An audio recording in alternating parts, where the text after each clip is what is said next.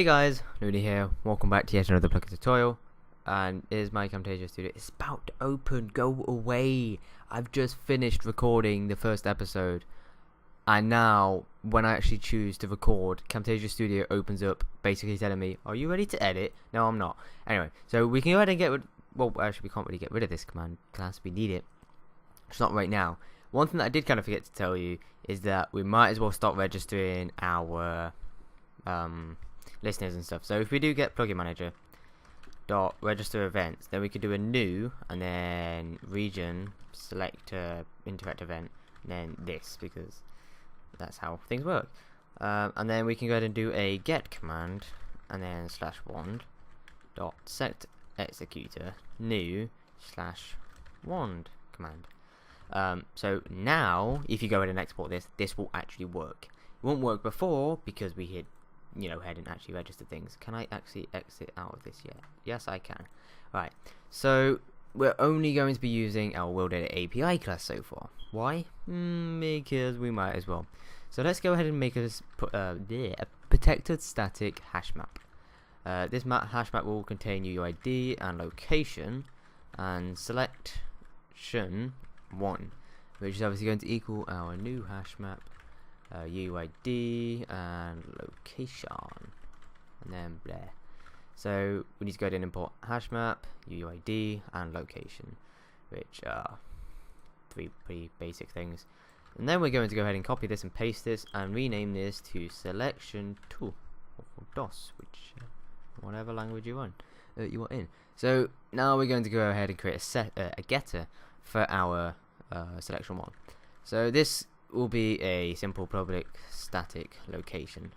Now this will be get selection 1 and UUID, and basically UUID will be the input.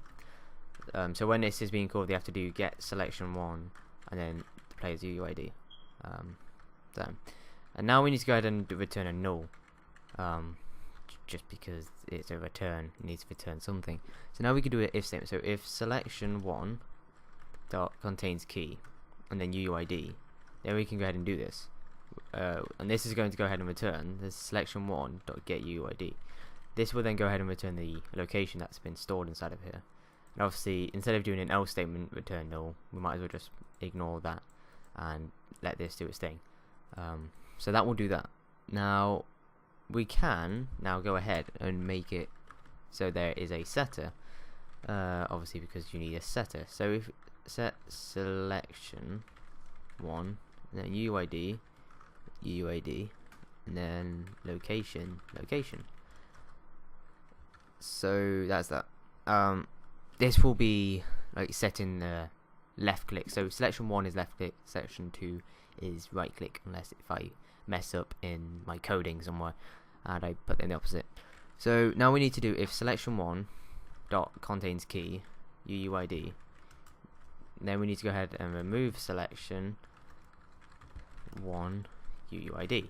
Don't worry about this error, we will go ahead and fix that. And now we need to go ahead and do selection 1 dot put UUID and then location. So that is that. And now we can go ahead and create our remove selection 1. So public static void remove selection 1 UUID and UUID. So basically this is going to be used as a API type of reference.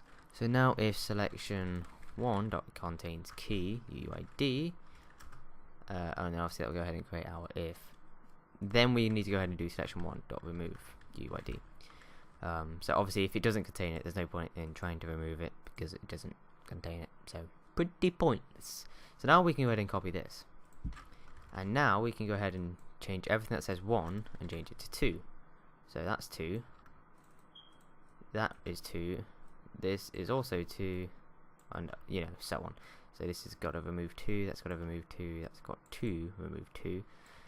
So there's no point in me like telling you this, because as you can see I've done, and apparently I don't know how to get rid of the O. So yeah, that is that.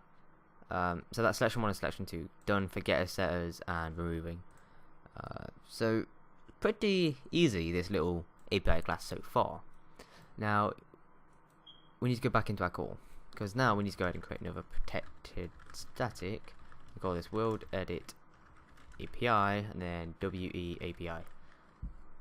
And then if we go ahead and do a set WorldEditAPI to new WorldEditAPI, this will go ahead and create a new class. Oh, not create a new class. That would be so deceiving. Deceiving? Yeah, I was right. I'm tired. Leave me alone. So public static. No, it's a public void set WorldEditAPI. Now this will be a WorldEditAPI class, and then we could call this WEAPI.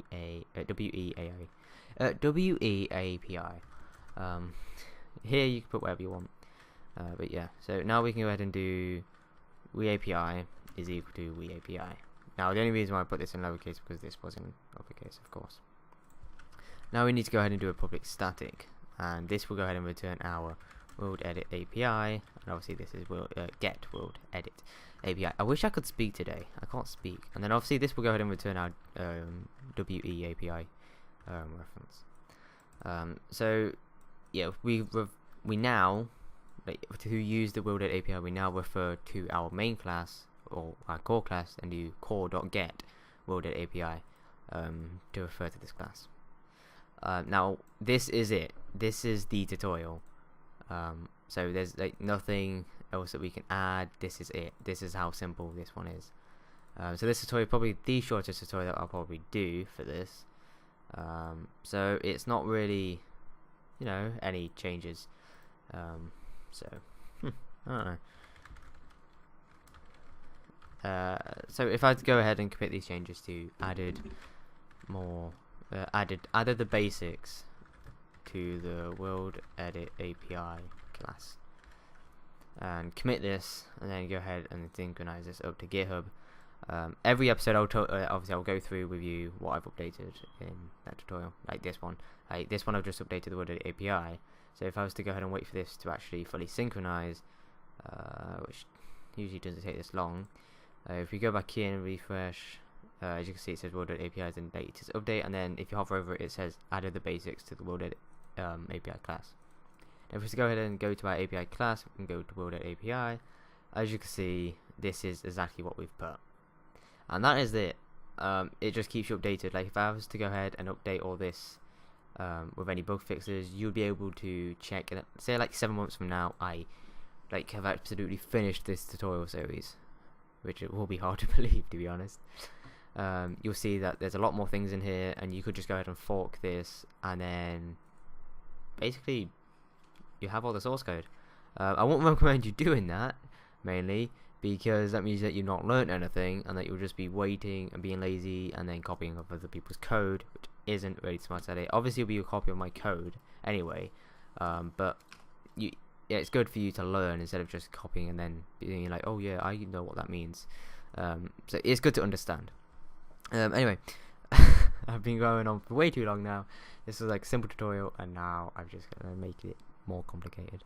Anyway guys, I hope you enjoyed the video. If you have, please leave a rating, as it really does help me out, and I hope we see you next time. See you guys.